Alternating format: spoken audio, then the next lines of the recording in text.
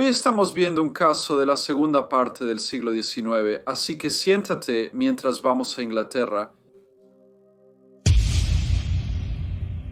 Jane Maria Clusson nació el 27 de abril de 1854 en Deptford, una parroquia en el sureste de Londres. Situada en la orilla sur del río Támesis, la zona había sido un importante astillero. Para cuando nació Jane, los muelles estaban en declive, ya que su ubicación dificultaba el acceso a los nuevos barcos más grandes. Finalmente fueron cerrados en 1869. Su padre, James, trabajaba en los muelles y su madre como costurera.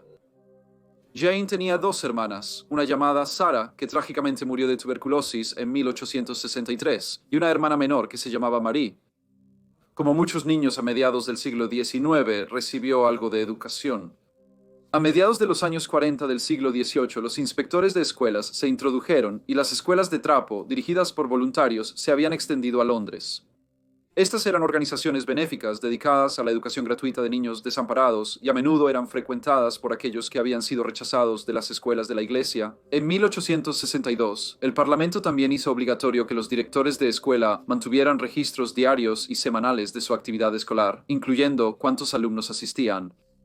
Cuando Jane tenía 14 años, comenzó a trabajar en el servicio doméstico para un caballero adinerado llamado Ebenezer Puck. Él era de Greenwich y el dueño de una exitosa empresa de impresión. Estaba bien educado y había trabajado previamente para el Times como impresor comercial.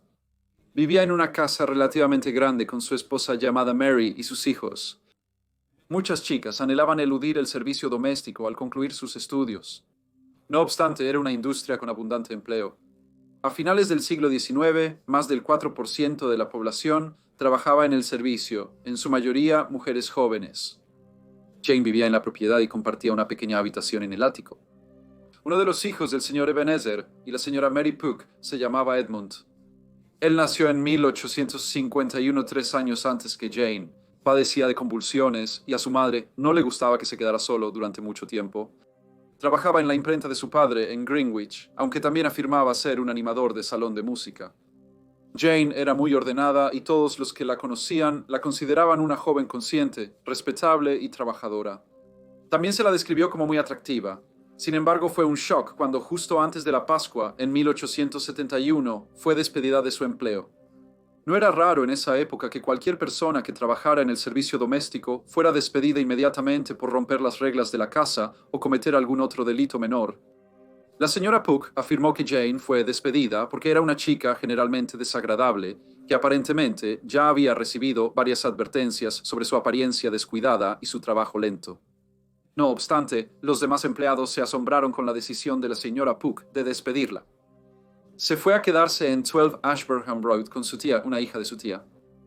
Jane todavía solo tenía 16 años y su cumpleaños estaba a solo unos días. Ahora era primavera y todos parecían estar esperando el verano.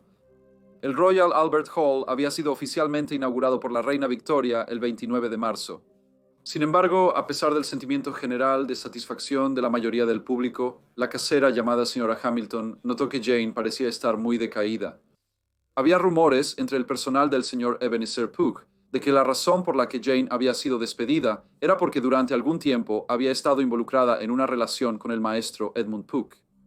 Cuando esto llegó a la atención de la señora Puck, le preocupó mucho.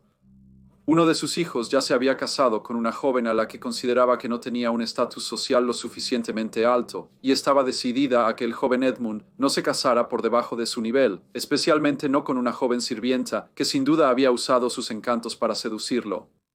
Mientras Jane vivía con su tía, recibía cartas en la casa y las respondía de inmediato. Se creía que estas cartas eran enviadas por Edmund. En la tarde temprana del martes 25 de abril, Jane salió de la casa. Caminó hasta la calle principal de Deptford junto a la señora Hamilton, dueña de la casa. Alrededor de las 6, en una tarde apacible, conversaron mientras paseaban. La señora Hamilton se preocupó de que algo estuviera molestando a Jane, aunque decidió no preguntarle qué era. A las 6:40, Jane dijo que tenía que irse y las dos damas se separaron. De hecho, Jane estaba en camino a Blackheath, donde había acordado encontrarse con Edmund. Le había dicho a su tía y prima que iban a irse a casarse y que volvería como la señora Edmund Puck. En la madrugada del miércoles 26 de abril, un policía llamado Constable Donald Gunn estaba haciendo su ronda. Pasó por Kidbrook Lane justo antes de las 2 de la madrugada. Parecía bastante tranquilo y nada llamó su atención. Pasó por el carril nuevamente a las 4:15, pero aún estaba relativamente tranquilo. Cuando volvió, lo hizo por el sendero que estaba separado del carril por un seto. Normalmente hacía esto aunque el seto era grande y estaba demasiado oscuro para que él pudiera ver algo que pudiera estar sucediendo en el carril. Finalmente llegó de nuevo a Kidbrook Lane, donde vio a una joven de rodillas y manos. Ella susurraba: «Oh, mi pobre cabeza, mi pobre cabeza». El oficial Gunn le preguntó qué había pasado, pero ella no respondió. Notó que su mejilla derecha estaba ensangrentada. Intentó preguntarle nuevamente qué había pasado. La joven logró decir: «Toma mi mano». Luego giró su cabeza ligeramente, lo que le permitió ver su rostro. Notó un corte en su mejilla izquierda y sangre en su frente. Parecía estar realmente mal. Luego dijo: «Déjame morir». El policía observó que había huellas cercanas y su gorro y guantes estaban en el suelo. Consciente de que la joven necesitaba ayuda urgente, se dirigió rápidamente a la granja cercana de Well Hall, ya que sabía que habría alguien trabajando en los establos a esa hora. Cuando llegó, le dijeron que el sargento de policía Haynes también estaba haciendo sus rondas y estaba justo afuera. Le informó del incidente y mientras el sargento iba a atender a la dama herida, el agente Gunn corrió a buscar una camilla. Cuando llegó la ayuda, llevaron a la joven a la cirugía del médico local llamado Dr. King. Luego fue trasladada al hospital de Guy. Se alegó que en los momentos en que estaba despierta, susurró el nombre de Edmund Puck como su agresor. Sin embargo, la joven pronto cayó en un estado de inconsciencia y murió en la noche del 30 de abril. Tras su muerte, el doctor Michael Harris examinó el cuerpo y descubrió que la fallecida estaba embarazada. Estimó que su embarazo tenía entre 2 y 3 meses. La muerte se atribuyó a golpes de un objeto afilado y uno contundente. Tenía cortes profundos en la cabeza y había moretones en sus manos y brazos que se habrían causado cuando intentó defenderse. En la tarde del 27 de abril, un jardinero llamado Thomas Brown, que trabajaba en el Morden College, que estaba a menos de 1 milla de donde había ocurrido el ataque, recogió un martillo de yesero mientras trabajaba en los terrenos. Notó algo de sangre en el mango, pero parecía haberse lavado. Después se lo dio al sargento Hodge, quien lo llevó a la estación de policía y se lo entregó al inspector Wilson. Más tarde se pasó a Scotland Yard. A medida que se difundía la noticia del ataque, muchas personas fueron a Kidbrook Lane. Pronto cientos de personas habían pisoteado la escena del crimen y cualquier evidencia fue destruida. La policía no había identificado a la joven. Su ropa fue exhibida en la estación, pero nadie reportó a alguien desaparecido. Después de que el ataque fue reportado en los periódicos, un hombre llamado William Trott reconoció su descripción. El 1 de mayo, su esposa e hija fueron a las autoridades e informaron que pensaban que la joven era su sobrina. Luego fueron al hospital de Guy, donde la señora Elizabeth Trott confirmó que la fallecida era efectivamente su sobrina, la señorita Jane Cluson. Cuando la policía comenzó a investigar, descubrieron que Jane había sido vista con el joven Edmund Puck, uno de los hijos de su antiguo empleador. Los testigos afirmaron haberlos visto juntos el 25 de abril. Otros testigos afirmaron ver a un joven con la descripción de Edmund huyendo del callejón esa noche. El inspector de detectives Mulvaney, de Scotland Yard, acompañado por el superintendente Griffin, fue a la casa donde Jane había trabajado, en 2 London Street, en Greenwich. El señor Ebenezer Puck los recibió. El inspector solicitó hablar con Edmund, el hijo del señor Puck. Dijo que era en relación con la muerte de la señorita Jane Cluton. Le preguntaron al joven cuándo vio a Jane por última vez. Respondió que fue un día que ella había abandonado las instalaciones y que no la había visto desde entonces. El inspector preguntó si le había escrito, a lo que él respondió que no. El inspector informó a Edmund que la gente le había dicho que él había enviado cartas a Jane. Edmund negó con calma haberlo hecho y preguntó al inspector si tenía las cartas. El inspector no dijo nada. No tenía ninguna carta escrita a Jane de Edmund. Luego, de manera algo extraña, Edmund de repente dijo: «No sé nada sobre ella. Era una joven sucia y se fue de aquí en consecuencia. Puedo dar cuenta de todas mis noches o tiempo la semana pasada. No salí del trabajo hasta las 7 de la tarde del lunes. El martes fui a Lewisham para ver a una dama, volví y estuve en casa antes de las 9:15. El padre de Edmund, el señor Ebenezer Puck, parecía sorprendido de que los oficiales estuvieran interrogando a su hijo sobre una posible relación y asesinato de una criada. Les dijo que era muy improbable y que por los ataques de Edmund casi nunca estaba solo en casa. El inspector pidió ver la ropa que había estado usando y cuando la examinó notó manchas de sangre en ambas mangas de su camisa. Edmund explicó que era resultado de morderse la lengua durante una convulsión. El superintendente Griffin entonces lo arrestó y lo llevó a la custodia policial bajo sospecha del asesinato de la señorita Jane Maria Clouson. Edmund recordó que había visto a la señorita Clouson el sábado por la noche con un caballero. Dijo que llegó a casa y se lo contó a su hermano. El señor Ebenezer Puck solicitó que el hermano de Edmund hablara con el inspector. El hermano de Edmund confirmó la historia, pero aún así Edmund fue llevado a la comisaría. También tomaron la vestimenta del sospechoso, conscientes de su potencial uso como evidencia. El día del funeral de Jane, miles de personas salieron a ver el cortejo hacer su camino desde la casa de su tía en Deptford hasta el cementerio en Brockley. Se lanzaron flores al carruaje que llevaba su cuerpo. Inusualmente, las portadoras del féretro eran sirvientas uniformadas.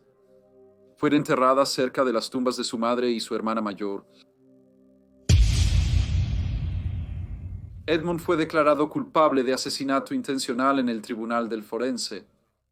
Luego se organizó un juicio completo para el Tribunal Penal Central en el Old Bailey para el 10 de julio. La prensa y el público estaban fascinados por el caso.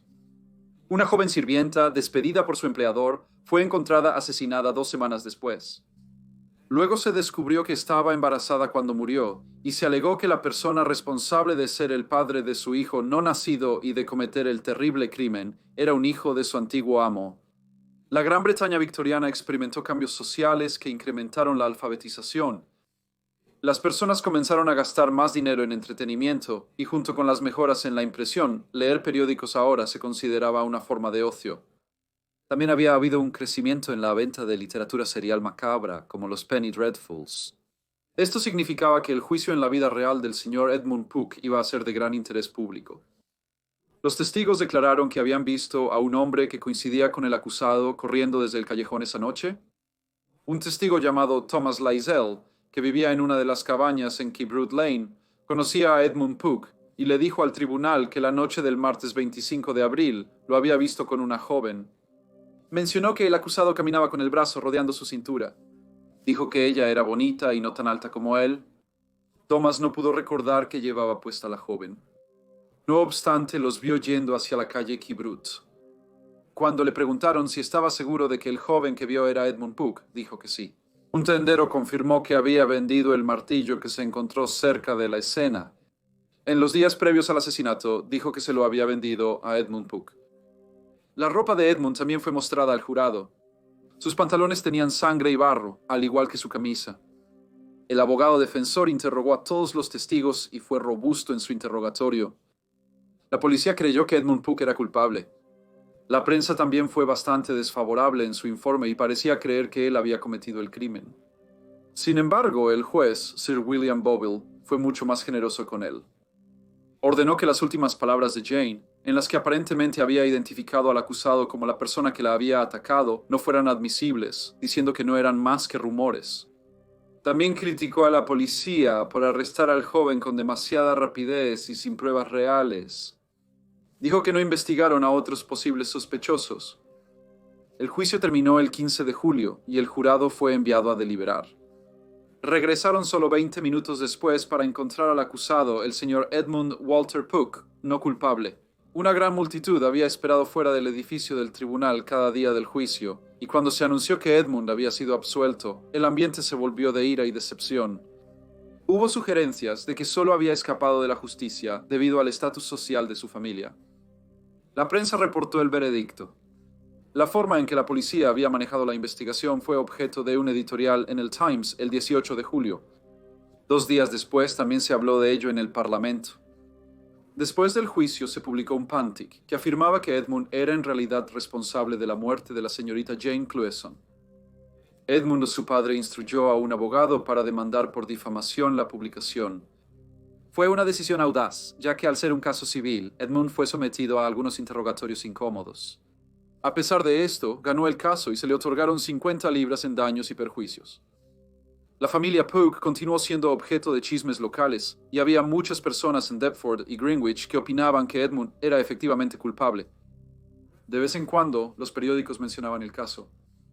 Los eventos del 25 y 26 de abril de 1871 arrojaron una gran sombra sobre la familia Puck. Finalmente, decidieron que sería mejor si abandonaban Londres y se trasladaban a un lugar donde no serían tan fácilmente reconocidos. Se construyó un monumento en memoria de Jane en el cementerio Broccoli. Fue pagado con donaciones públicas. La inscripción dice: una niña sin madre que fue asesinada en Keybrook Lane, Eltham, a los 17 años en 1871. Durante los años siguientes, la gente afirma haber visto a una joven bonita en un vestido blanco, con sangre goteando de su rostro, de pie en Keybrook Lane. Varias de estas apariciones reportadas fueron por policías en patrulla. La gente también ha afirmado haber escuchado gritos de ayuda y suspiros débiles. Cuando llegaba la noche, había muchos residentes locales que evitaban por completo el carril, temiendo que pudieran encontrarse con el fantasma de la pobre Jane Marie Cluson. Hola a todos y muchas gracias por escuchar. Como saben, valoro mucho todos sus comentarios y opiniones, así que por favor dejen cualquier que puedan tener y espero verlos a todos de nuevo en el próximo caso breve.